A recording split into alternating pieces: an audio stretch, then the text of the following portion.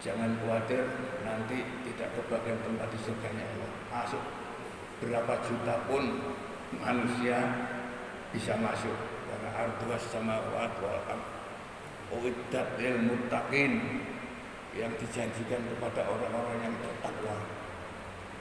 Siapakah yang bertakwa di sini?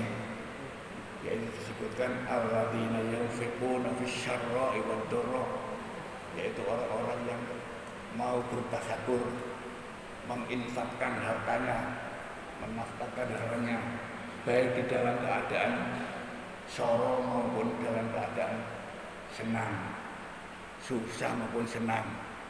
Harta titik, gak khawatir, gak dikei rahmat oleh Allah. Kalau mau bersedekah, ya mau bersedekah. Bisyarra wad-dharra, itu yang dijanjikan. Mudah-mudahan yang bertasakur hari ini dalam keadaan bagaimanapun, dalam keadaan pandemi ini ekonomi sudah loyo, itu mudah-mudahan ditambah oleh Allah, dijoli oleh Allah dengan yang lebih baik. Amin ya rabbal alamin. Saya lanjutkan kepada materi hari ini, materi hadis ya. Hari ini materi hadis. Sebagaimana yang sudah saya sampaikan, hadis yang saya pegang ini adalah hadis Sahih Muslim. Namanya kitab itu Sahih Muslim. Hadis-hadis yang sudah dinamai Sahih Muslim itu di kalangan ahli sunnah itu hanya dua, Sahih Bukhari dan Sahih Muslim. Lainnya ada Sunan Tirmidzi, Sunan Nasai, Sunan Ibnu Majah, Jami'us Shaghir dan lain sebagainya. Dinamai begitu. Apabila kitabnya itu namanya Sahih, maka hadis yang terkumpul di dalamnya itu sudah diyakini, sudah diteliti oleh ulama peneliti hadis. Itu semua hadisnya sahih ya, baik di Bukhari. Yang pertama, kitab yang dianggap paling sahih itu yang pertama Bukhari, dan yang kedua kitab Sahih Muslim. Nah, yang kita kaji sekarang ini itu yang saya pegang adalah kitab Sahih Muslim. Yang lalu sudah sampai bab zakat. Pada bab yang keempat, bab zakat fitrah alal muslimin minat tamri wasyair. Zakat fitrah. Zakat fitrah itu artinya fitrah itu zakat pribadi. Tidak ada hubungannya dengan penghasilan, tidak ada hubungannya dengan kekayaan. Pribadinya itulah yang dizakati.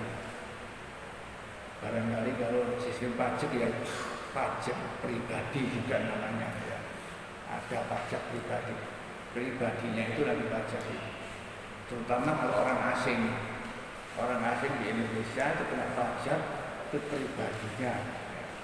Kalau kita di negara orang juga kena pajak pribadi kita. Nah, di sini itu zakat ini namanya zakat fitrah, zakat pribadi. Ada zakat kekayaan, ada zakat penghasilan.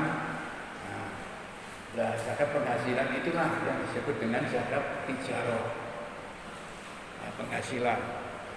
Sekarang ini namanya zakat disebut juga zakat profesi, walaupun masih khilafiyah, ada yang menerima, ada yang tidak ya. Zakat profesi itu penghasilan, jadi dihitung dengan penghasilannya. Misalnya seperti penghasilannya seorang dokter misalnya ya, itu kalau tidak salah saya lihat di dalam daftar pembagian pajak itu kalau tidak salah 40% dari penghasilannya, jadi besar. Kalau di Indonesia, kalau di dalam Islam agama kita itu kan hanya 2,5%, kecil ya, 2,5% penghasilannya itu.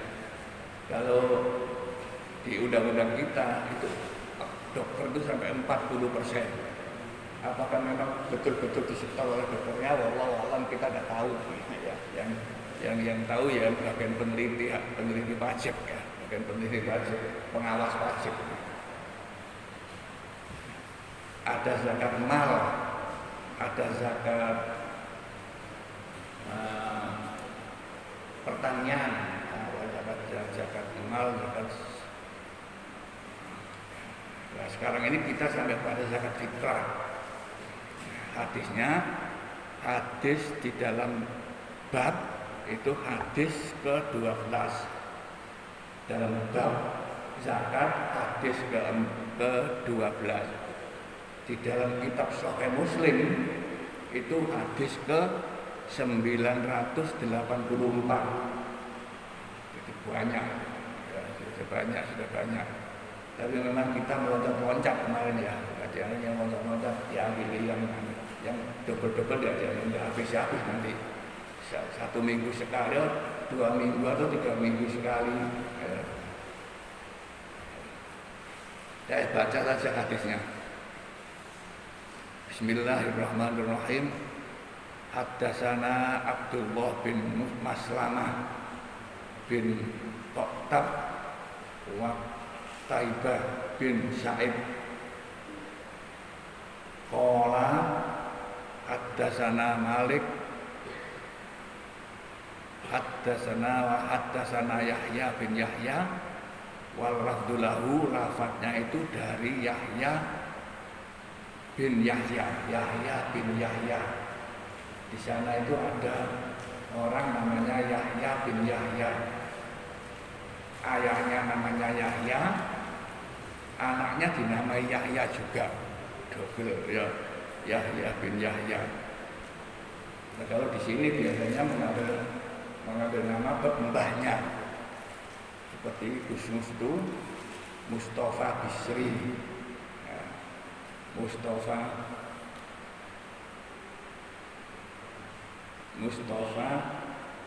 Bisri Mustafa Bisri itu kan mbahnya yang di nah, di sini banyak. Kalau anaknya sama dengan namanya bapaknya itu sepertinya tidak ada. Lafadz dari Yahya bin Yahya ini. Qala qara'tu ala Malik an-Nafi'. Aku membacakan kepada Malik dari Nafi'. Jadi sanadnya juga Nafi', sanad. Ini masih sanad namanya. Semua ini rangkaian ini sanad. Nah, rangkaiannya ini dalam istilah ilmu hadis itu disebut sanadul asanid. Nah, sanad dari sanad. Jadi banyak sanadnya itu. Nah, sahihnya hadis itu dinilai dari ini sanad, tidak dinilai dari matan. Matan itu teks hadisnya itu matan. Kalau yang membawakan sumbernya dari mana teks hadis itu namanya sanad. Nah, sahihnya hadis ini itu menurut para ahli hadis itu dinilai dari sanadnya ini sumber. Kadang-kadang ada belum sampai zaman itu, belum sampai meneliti sahihnya hadis dari teksnya, belum sampai situ. Tapi akhir-akhir ini sudah sampai teksnya. Nah, itu yang menimbulkan perselisihan di antaranya, misalnya ya hadis yang diriwayatkan oleh Imam Bukhari, ya, oleh ahli sunnah sudah dinilai sahih. Tapi oleh yang akhir-akhir, ulama yang akhir seperti Syekh Muhammad bin Abdul Wahab, ya, Al-Albani, Nasiruddin Al-Albani, itu orang peneliti hadis ya. Itu menilai beberapa hadisnya Bukhari itu dhaif, ya, bahkan mungkar. Nah, mungkin dia itu menilainya itu nilai dari sanad atau dari teks, bukan dari sanad, dari teks. Kalau dari sanad itu menurut ahli sunnah itu semua sudah sahih. Nah, karena itu menimbulkan perselisihan yang tajam, ya, yang tajam, sehingga kadang-kadang sampai mensyirikkan, mengkafirkan gitu ya. Kalau ini saya sampaikan kepada di dalam pengajian seperti ini, Saya itu hanya menginginkan supaya kita tahu saja, jangan ikut-ikut. Supaya kita tahu saja. Nah, kita sudah berpedoman, ya mengikuti apa yang sudah kita ketahui itu. Nah, jangan ikut-ikut, karena kita bukan ahlinya, bukan ahlinya. Tapi kalau misalnya meragukan kemudian pindah, bagaimana Pak? Ya boleh-boleh saja asal ada dasarnya. Katanya Imam Syafi'i, jangan berpendapat seperti pendapat saya kalau tidak tahu dasarnya. Kalau tahu dasarnya boleh. Ya, tapi kalau orang awam masa tahu Pak dasarnya, ya ikut-ikut saja. Itu masalahnya. Jadi kalau orang awam ya ikut-ikut saja apa yang ada kalau orang awam. Tapi kalau orang yang ngerti ya harus tahu. Contohnya misalnya harus tahu itu. Mengapa Imam Syafi'i mewajibkan baca bismillah misalnya ya. Kalau sholat Allahu Akbar, Bismillahirrahmanirrahim itu wajib. Kalau tidak membaca tidak sah. Itu pendapatnya Imam Syafi'i, bukan pendapat saya loh ya. Pendapat Imam Syafi'i. Nah, itu kalau orang yang sudah kalau Imam Syafi'i diharuskan supaya tahu dasarnya mengapa Imam Syafi'i mewajibkan. Ya, itu supaya tahu, jadi tidak ikut-ikut saja. Wala taqfu ma laisa laka bihi ilmun.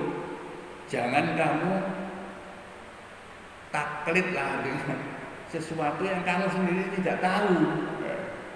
Ikutlah kamu yang sudah sehingga bisa beralasan. Tahu kan Imam Syafi'i, mengapa Imam Syafi'i mewajibkan?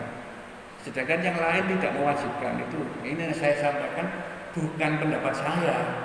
Pendapatnya mazhab-mazhab itu. Saya tidak menyalahkan. Tidak menyalahkan sini, tidak menyalahkan situ, hanya memberi jalan, jadi jalan keluar, supaya tidak kaku. Nah, ini mudah-mudahan ada yang belum tahu barangkali, supaya tidak kaku. Kalau kita sudah mengikuti Imam Syafi'i, tidak sah membaca Bismillah. Kemudian mangkrong, kalau orang tidak baca Bismillah tidak sah. Nah itu yang tidak boleh begitu, ya tidak boleh. Kita nanti jadinya tidak bisa sholat arba'in di Madinah, tidak bisa sholat di jamaah di Masjid Haram, karena sana itu mazhabnya mazhab beda dengan Imam Syafi'i. Ya, Imam Syafi'i tidak pernah menyalahkan mereka, tapi Imam Syafi'i sendiri tidak sah kalau tidak baca Bismillah. Jadi Imam Syafi'i wajib baca Bismillah, kita juga wajib baca Bismillah. Mengapa? Karena kita mengikuti Imam Syafi'i. Dari mana Pak kita mengikuti Imam Syafi'i? Ya dari guru-guru kita, dari kiai-kiai kita, itu mengikut situ. Nah, kita ditunjukkan dalilnya mana Pak? Imam Syafi'i dalilnya itu ini. Al-Fatihah sab'ul masani.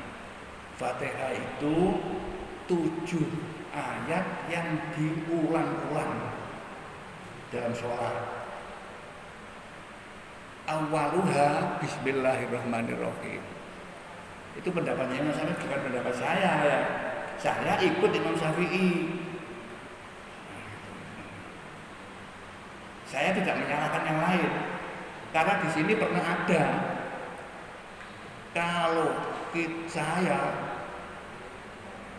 jamaah kok imamnya tidak membaca Bismillah, saya mufarokoh, langsung mufarokoh. Saya Allahu Akbar, tahu imamnya kok nggak baca Bismillah. Kemudian saya memisahkan diri, saya sholat sendiri. Karena apa? Menganggap imamnya itu tidak sah. Kalau menganggap imamnya tidak sah, maka sholatnya dia tidak sah. Maka jangan meyakini imamnya tidak sah. Harus kita yakin imamnya sah. Sah menurut siapa Pak? Ya menurut Imam Malik, menurut Imam Hanafi, menurut Imam Hambali begitu. Nah, sah. Kita sendiri membaca Bismillah sendiri, karena kita mengikuti Imam Syafi'i. Baca Bismillah. Ketika saya ulangi lagi, masih banyak yang belum pernah dengar, ada yang sudah dengar. Saya tidak menyalahkan si A, si B. Nah, itu karena mereka punya dalil, punya pegangan sendiri. Mereka sah, sehingga saya bisa jamaah di mana-mana. Ya teruskan ini. Ani bin Umar, dari Ibnu Umar, namanya Abdullah bin Umar. Abdullah bin Anna Rasulullah sallallahu alaihi wasallam farodo zakatul fitri min Ramadana alan nasi. Sungguh Rasulullah, dan sini bunyi Rasulullah ya. Bukan anna nabiyah, tapi anna Rasulullah. Beda. Kalau nabi itu mengikat nabi sendiri, tidak mengikat orang lain, tapi sunnah orang lain melakukan, ngikut nabi, sunnah. Tapi kalau anna Rasulullah, ini dari Rasul, itu berarti wajib mengikat kita, karena Rasul bersifat tabligh, nabi tidak. Berarti mengikat pada kita. Anna Rasulullah sallallahu alaihi wasallam ini farodo zakatul fitri, memfardukan zakat fitri min Ramadana alam nasi. Zakat fitri dari Ramadan alam nasi so'an min tamrin, Ramadan manusia, pada umat manusia. Jadi bukan alal mukminin di sini ya, bukan alal muslimin, tapi alal nasi. Hadisnya di dalam Sahih Muslim ini. Kalau alal nasi berarti bagaimana berarti? Kalau seandainya sistem zakat ini dilaksanakan di negara, negara bisa mewajibkan kepada non muslim. Karena di sini disebut alal nasi, bukan alal mukmin. Tapi menurut ulama-ulama fikih, madzhab 4 semuanya, itu syaratnya zakat itu harus muslim, tidak bisa ghairul muslim. Itu maksudnya bagaimana? Maksudnya zakat itu bisa berpahala ibadah kalau itu dilakukan oleh orang muslim mukmin, tapi tidak berupa ibadah, bukan ibadah kalau dilakukan non muslim. Makanya syaratnya muslim bisa diterima zakat itu. Kalau bukan muslim, bukan zakat, artinya tidak ada hubungannya dengan Allah gitu artinya. Makanya Pak, orang muslim itu berbuat baik Pak, luman sekali dia. Sing muslim wedhik, sing non muslim luman Pak. Ada pembangunan masjid dibantu, dibangunkan, dibantu. Ini ada. Malah sekarang ini ada non muslim wakaf tanah kepada PBNU, non muslim, hanya karena merasa muridnya Gus Dur, dia merasa muridnya Gus Dur, kemudian jasanya Gus Dur pada dia juga besar, barangkali begitu. Kemudian dia sekarang ini wakaf tanah sebanyak 10 hektar. Jadi memberikan, menghadiahkan. Dia non muslim. Apa kalau wakaf itu kan ada unsur ibadah? Apa ada unsur ibadah? Nah, ini saya mengatakan itu tidak ada, itu hanya sosial saja. Kalau kiai menjawab karena apa Pak? Karena dia tidak daftar, seperti saya itu begitu biasanya. Karena tidak daftar, daftarnya apa Pak? Daftarnya di sini itu cukup kakak bayar. Istighfar minta ampun pada Allah itu juga tidak pakai bayar. Daftar untuk iman pada Allah juga tidak pakai bayar. Cukup asyhadu alla ilaha illallah wa asyhadu anna muhammadar rasulullah, itu sudah daftar. Nah, itu artinya dia sudah baca asyhadu alla ilaha illallah, daftar pada Allah, lalu begitu terus. Rasulullah sudah menjelang mati ingat pada Allah, mengatakan Allah la ilaha illallah, menjelang la ilaha illallah, meninggal. Itu yang dikatakan Rasulullah dakhalal jannah. Tapi untuk itu sulit sekali. Saya pernah opname di rumah sakit itu. Jejer saya ini sudah sekali itu masih misu-misu terus. Marah-marah, musuh, kurang ajar, tolol begitu semua. Ya, Itu yang dipisui itu Pak Lurah, aneh. Pisu-pisu diloloran Pak Lurah. Tidak ingat pada Allah akan mati, hanya musuh-musuh Pak Lurah. Malah saya punya teman, seorang teman ya. Kalau ilmunya itu sudah kiai. Ilmu saya punya teman lagi nggak usah saya sebutkan. Dia seorang hakim agama. Masih ada hubungan dengan keluarga saya, bukan kami ini. Loh, menjelang wafat itu musuh-musuh.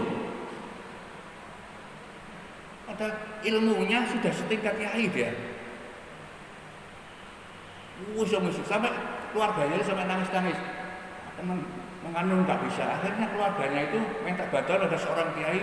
Bagaimana kiai ini supaya bisa diingatkan. Makanya Rasulullah kan mengingatkan supaya ditalkin orang menjelang mati, ya, supaya ditalkin diajari Allah, tapi jangan terusan nanti berbeken, diajari Allah supaya ingat.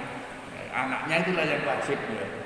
Kalau bapaknya menjelang sekarat itu diingat kuping. Orang Jawa mengatakan kuping kan bapakmu, orang Jawa itu biasanya begitu.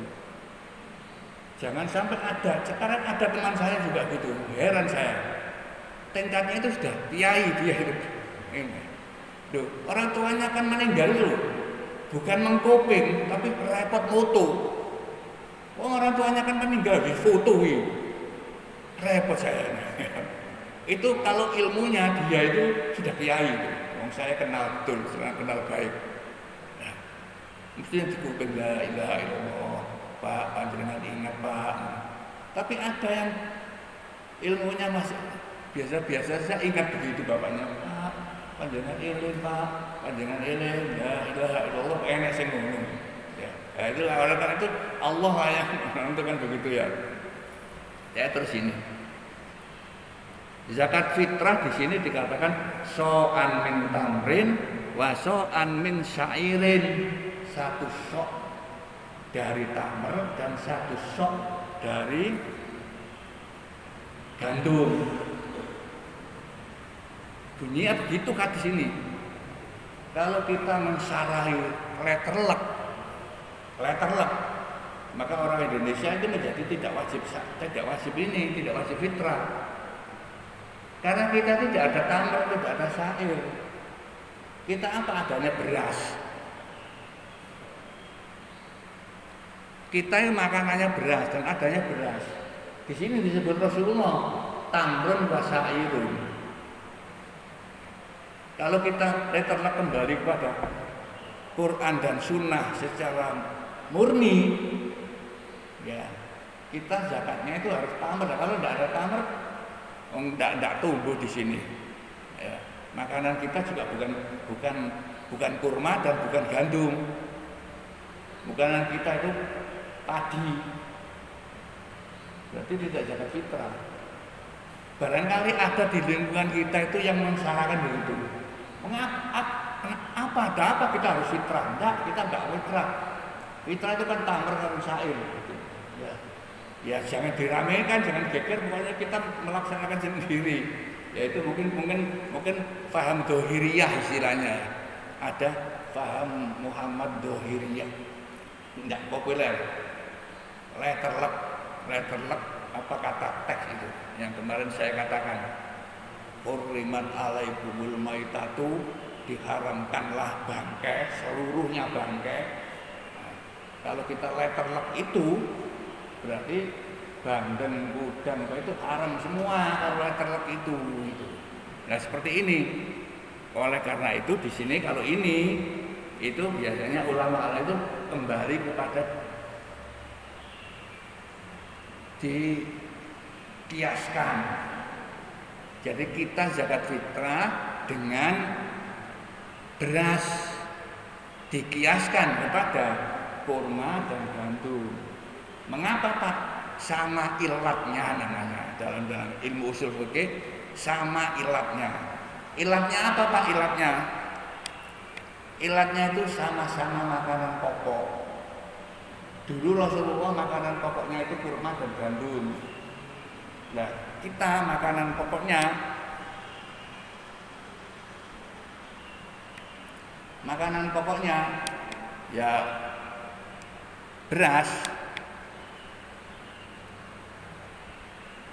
Nah, jadi sama-sama, jadi ada ilatnya.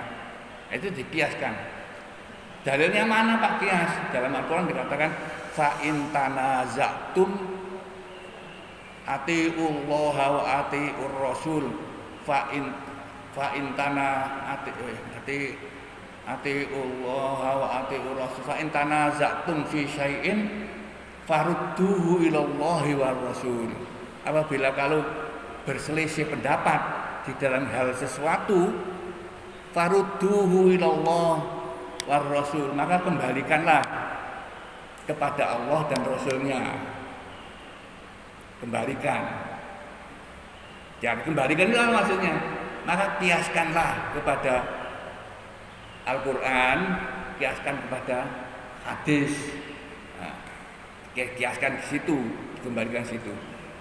Karena itu para ulama mengambil sikap bahwa di Indonesia wajib fitrah dengan beras dikiaskan kepada, mengapa? Karena beras, karena makanan pokoknya umat Indonesia ini adalah beras.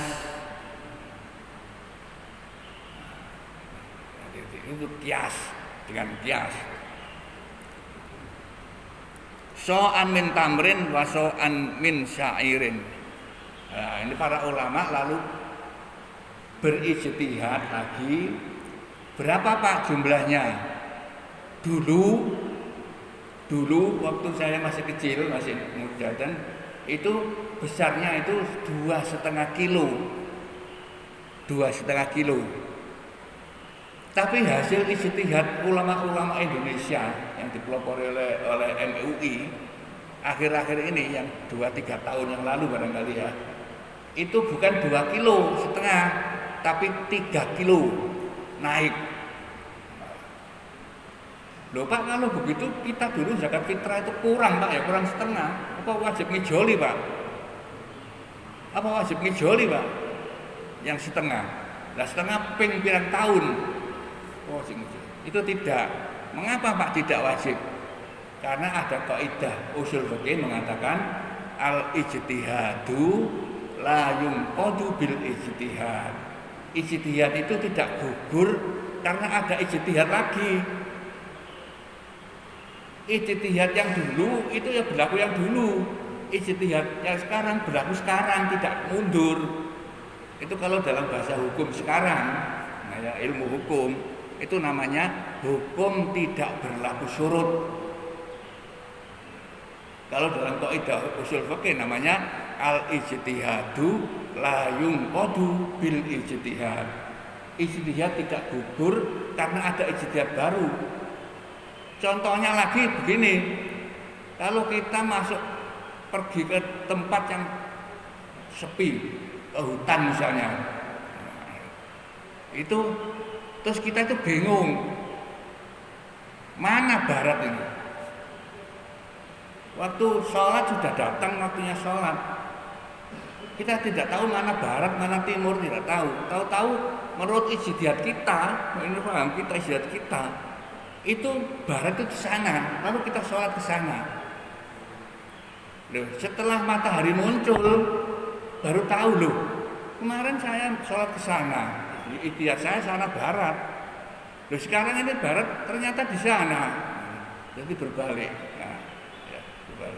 Nah itu al-ijtihadu la yunqadu bil ijtihad. Ijtihad tidak gugur karena ada ijtihad baru. Berarti apa? Tidak perlu sholat lagi karena tadi sudah sholat ke sana. Oleh karena itu fa'aina tuwallu wujuhakum syatra. Apabila kamu di mana saja menghadap pada itu tadi itu akan bertemulah kepada Allah. Gitu. Ada yang mengatakan loh kalau menghadap kemana saja bertemu Allah itu Allah berarti kan banyak. Tidak begitu maksudnya. Ada di sana enggak. Nah, Allah itu tidak bertempat. Jadi kita kemana saja itu akan sampai kepada Allah. Sampai kepada Allah. Fa'inama tuwallu wujuhakum fathamma wajhullah. Sampai kepada wajah Allah. Ya, itu maksudnya. Itu pun sekarang saya digeger sekarang ini. Saya kalau membaca di medsos itu sudah poyok-poyokan sudah. Apalagi yang geger itu anak muda-muda, bukan kiainya. Kiainya tenang-tenang saja, yang muda-muda muridnya yang geger.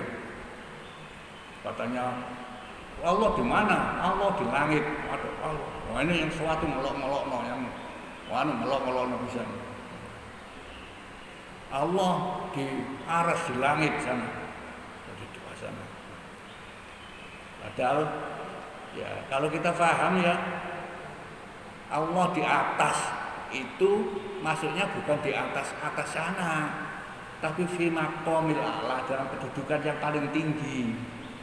Fi maqamil a'la, dalam kedudukan yang paling tinggi. Itu Allah. Seperti misalnya kita mengatakan Pak Lurah mengatakan suratnya belum turun dari atas, belum turun dari Pak Bupati. Apa Pak Bupati di atas sana? Kan tidak. Dari Pak Bupati belum turun dari atas kementerian. Apa Pak Menteri itu apa di atas sana? Tidak. Dalam posisi kedudukan yang atas, kedudukannya yang atas, makomnya yang atas. Saya teruskan. Ini kias ya. Kita zakat itu dengan dasar kias. Zakat beras dengan zakat. Ala kulli hurrin au abdin, atas semua yang orang merdeka maupun abdun maupun hamba. Jadi semuanya. Makanya zakat pribadi. Orang merdeka. Mengapa Pak ada orang merdeka sekarang sudah tidak ada yang merdeka, tidak ada yang hamba Pak, ada budak. Sekarang hanya kalau tekstual ada, kalau tekstual ada budak.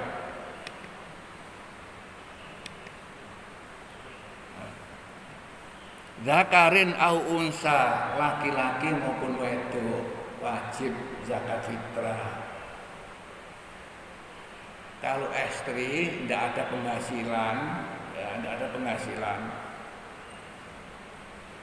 itu kan kewajibannya suaminya. Yang anak tidak ada penghasilan, ya kewajiban orang tuanya yang menzakati. Jadi jangan sampai anak tidak dizakati fitrah. Sekarang ini malah ada usul dari Profesor siapa kemarin untuk saya baca itu. Ada usul di Indonesia karena belum ada definisi tentang miskin. Ulama-ulama belum memberi definisi tentang miskin katanya. Padahal di dalam kitab-kitab fikih itu sudah ada. Karena ayat itu kan mengatakan begini. Innamas shadaqatu lil fuqara'i wal masakin. Al-Quran hanya berbunyi begitu. Innamas shadaqatu lil fuqara'i wal masakin. Sedekah, zakat, sedekah itu diberikan pada orang fakir miskin. Tapi tidak ada.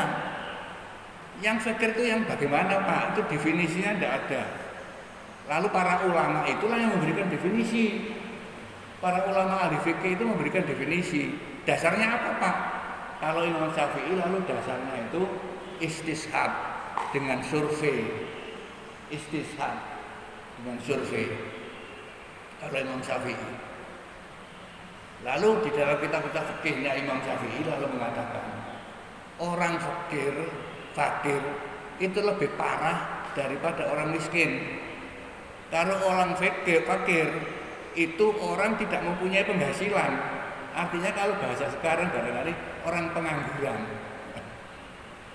Kalau bahasa sekarang itu orang pengangguran tidak ada yang dimakan. Maka itu fakir. Maka zakat itu diberikan kepada fakir. Tapi di sini tidak ada Pak. Semuanya ala hurrin abdin zakarin wa unsa. Wa unsa. Atau laki-laki. Tidak ada di sini. Ini yang wajib diberikannya itu kepada fakir miskin. Itu definisinya. Kalau miskin dalam kitab-kitab fikih itu miskin itu ada pekerjaan tapi hasilnya itu tidak cukup untuk dimakan keluarganya, itu miskin. Kalau cukup, ya bukan fakir miskin. Kalau tidak cukup dimakan, itu namanya miskin. Kalau fakir itu tidak ada pekerjaan, jadi tidak ada penghasilan, itu fakir miskin. Tinggal kita lihat aja. Sehingga ada usul supaya ada definisi, kemudian supaya efektif pelaksanaan zakat. Katanya profesor siapa itu? Apa belum pernah baca kitab fikih ya kok enggak komentar di profesor ini. Saya teruskan di sini ada kata-kata zakarin au unsa minal muslimin, dari orang-orang muslim. Pak, di atas itu katakannya alan nas, tapi di bawahnya itu kok minal muslimin. Berarti di situ itu ada istilahnya bayan, atau dalam usul fikih itu namanya bayan. Bayan itu bukan Pak Bayan ya, bayan itu penjelasan. Ada badal, ya, ada takyid, koyid namanya. Kriteria, ada namanya kalau bahasa ini koyid itu kriteria. Nah, kalau ada begitu, berarti kata-kata alan nasi itu nas yang minal mukminin, ditafsirkan begitu, minal muslimin. Yang diwajibkan zakat itu hanya orang muslim saja. Nah, kalau sekarang ini zakat diambil oleh pemerintah, lalu sekarang orang banyak yang marah-marah ya. Diambil oleh pemerintah zakat. Sekarang ada wakaf uang oleh pemerintah. Diajarkan. Oh, itu sudah marah-marah, katanya hartanya orang muslim diambil oleh non muslim ya. Padahal pemerintah kita itu ya mulai presiden sampai menteri dalam negeri, menteri itu barangkali ya 90% muslim ya. Saya tadi menyinggung sedikit tentang wakaf non muslim itu bagaimana ya. Kepada PBNU 10 hektar diberikan kepada PBNU dari non muslim, ya diterima saja oleh, apa itu nanti ada pahalanya.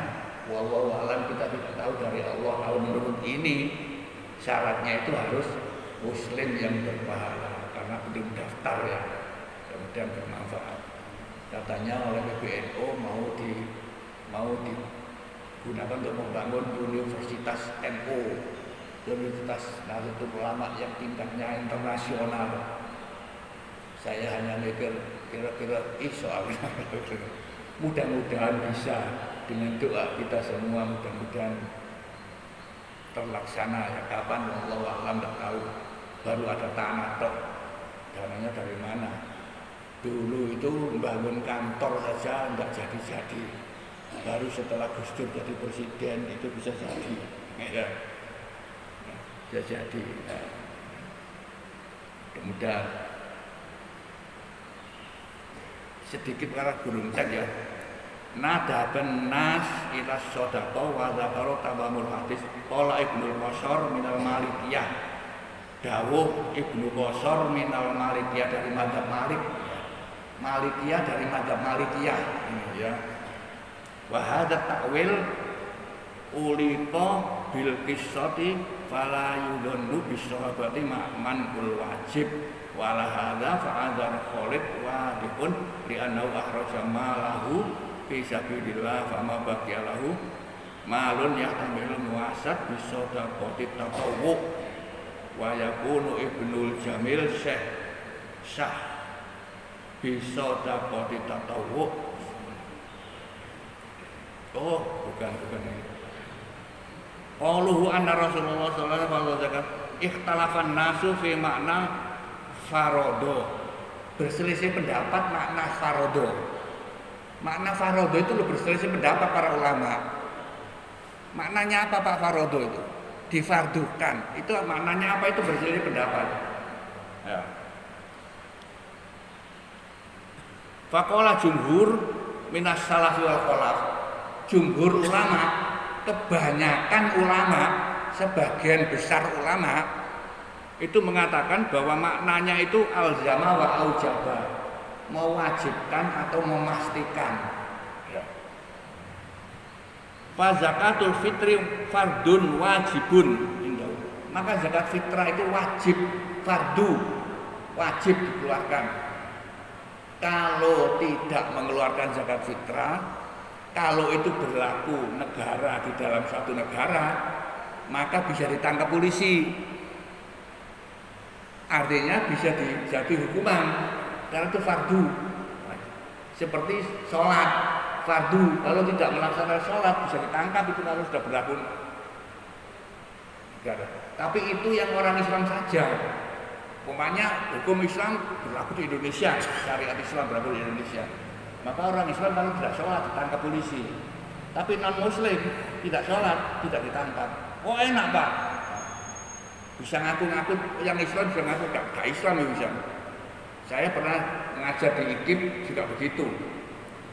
Mahasiswa saya itu ada yang Islam tapi mengaku tidak Islam, ikut kuliah Nasrani. Mengapa? Katanya dia, kalau saya ikut mata kuliah Islam Pak, saya tidak lulus-lulus ya Pak. Sampai dulu kan tidak lulus sudah berapa? Sudah ada 1 tahun 2 tahun tidak lulus Pak. Tidak diluluskan oleh dosennya. Saya kalau ikut sana saya lulus ya ikut sana saja. Jadi ikutnya sana karena lulus ini. Kalau ini syariat Islam berlaku, itu bisa begitu kalau tidak berlaku menasional. Jadi kalau syariat Islam itu berlaku, ya berlaku pada semua warga negara. Itu baru nih. Kalau tidak, tidak bisa. Ya terusin ya. Fa zakatul fardun wajibun indahum lidukuliha fi umumil biqouli wa atu zakat. Wa huwa ghalibun fi ihtimali. Wa qala Ishaq bin Rahwaya ijabu zakat al-fardu kal ijma'. Wa qala ba'du ahli al-Iraq, berkata sebagian ahli Iraq, wa ba'du ashabi Malik, sebagian mazhab Malik. Jadi pengikut Malik itu ada yang mengatakan wa ba'du ashabi Syafi'i, sebagian mazhab Syafi'i ada yang mengatakan wa Dawud wa fi akhiri amrihi annaha sunnatun laisa wajibun. Ada mazhab Syafi'i itu loh, pengikut Syafi'iyah itu ada yang mengatakan bahwa zakat fitrah itu tidak wajib, sunnah, tapi itu bukan jumhur ulama. Nah, kalau kita mengikuti itu, kita berarti tidak mengikuti yang muktabar istilahnya, tidak mengikuti pendapat yang muktabar. Contohnya lain yang tidak muktabar itu seperti ini. Zakat digunakan untuk membangun masjid, untuk membangun madrasah. Itu ada mazhab yang membolehkan, namanya mazhab qasar. Hanya seorang itu saja yang berpendapat begitu. Karena di zakat innama sadaqatu furai wa fi sabilillah. Ada kata-kata begitu. Sabilillah itu diartikan sabilul khair oleh al-qafal, jalan kebaikan. Lah membangun masjid, membangun madrasah itu sabilillah itu. Lah yang muktabar, ya, jumhur ulama mengatakan sabilillah itu perang. Jadi orangnya yang perang, bukan untuk membangun masjid. Masjid itu kan bukan orang gitu. Nah, itu yang muktabar seperti ini. Ya. Yang tidak muktabar itu mengatakan fitrah itu sunnah, tapi jangan ikut-ikut nanti. Ikut-ikut yang tidak muktabar, khawatir no. Ya. Ikut aja yang muktabar. Jumhur ulama mengatakan bahwa zakat fitrah itu wajib. Jangan jalan kias, kita kias zakat fitrah dengan beras, tidak dengan kurma dan gandum. Ya. Barangkali sampai di situ ya. Syafi'i saya teruskan sini. Qalu wa makna fardun ala sabininat wa qala Abu Hanifah wa wajibun.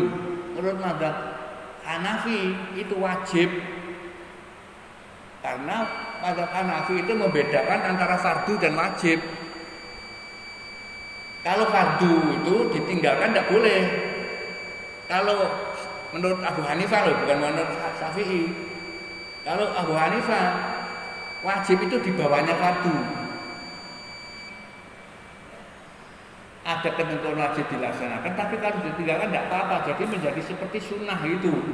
Menurut mazhab Hanafi, bukan mazhab Syafi'i. Kalau mazhab Syafi'i, fardun dengan wajib itu sama. Fardun dengan wajib itu sama. Menurut Syafi'i.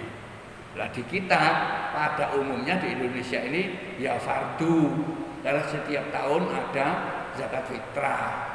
Nah, setiap tahun. Ada panitia di sini juga ada panitia zakat fitrah ya, karena ada fardu. Barangkali ini mudah-mudahan ada bermanfaat apa yang saya sampaikan ya. Saya nyampaikan itu hanya supaya tahu saja. Saya tidak menyalahkan mazhab ini, tidak menyalahkan mazhab itu, tidak menyalahkan yang ngamal sini, ngamal ini tidak. Hanya supaya tahu saja. Tidak kaget lah kalau ada orang berlaku begitu, kita tidak kaget, sudah biasa gitu ya. Tidak gegeri, tidak ngelono. Ada yang milok-milokno, apalagi di medsos itu, milok-milokno sampai nemen milok-milokno nih. Demikian mari kita tutup bersama-sama, mudah-mudahan bermanfaat. A'udzubillahi minasyaitonirrajim. Bismillahirrahmanirrahim. Allahumma fa'lana ma 'allamtana wa 'allimna ma yanfa'una ya Allah. Allahumma zidna ilman nafi'ah warzuqna rizqan halalan thayyiban mubarakan wasi'ah. Ya Ghani ya Razzaq, ya Ghani ya Razzaq, ya Ghani ya Razzaq. Allahumma rabbana atina fid dunya hasanah wa fil akhirati hasanah wa qina adzabannar wa qina adzabannar wa qina adzabannar. Wassallallahu ala sayyidina Muhammad wa ala alihi wasallam. Alhamdulillahirabbil alamin. Assalamualaikum warahmatullahi wabarakatuh.